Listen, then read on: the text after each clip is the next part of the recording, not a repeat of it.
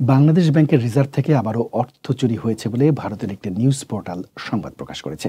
সেখানে বলা হয়, ভারতের হ্যাকাররা গত কয়েক সপ্তাহে বাংলাদেশ ব্যাংক থেকে কয়েক বিলিয়ন ডলার চুরি করে নিয়ে গেছে। তবে ভারতীয় পোর্টালের সেই খবর নাকচ করে দিয়েছে বাংলাদেশ ব্যাংক। দাবি করেছে, নতুন করে কোনো রিজার্ভ চুরি হয়নি। ওই খবরটি সম্পূর্ণরূপে ভুয়া।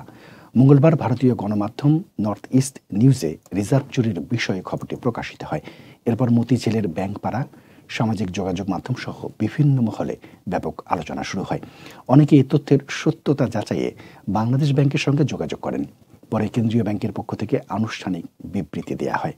সেখানে জানানো হয়, বাংলাদেশ ব্যাংক নিয়ক ফেডের সঙ্গে লেনদেনে নিশ্চয়তার ক্ষেত্রে বর্তমানে 3 স্তরের নিরাপত্তা ব্যবস্থা নীতি চালু রেখেছে।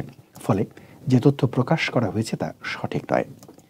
বাংলাদেশ ব্যাংকের নির্বাহী পরিচালক ও মুখপাত্র মিসবাউল হক বলেন, রিজার্ভ চুরি সংক্রান্ত প্রতিবেদনটি সঠিক নয়। এখন রিজার্ভ চুরির কোনো ঘটনাই ঘটেনি।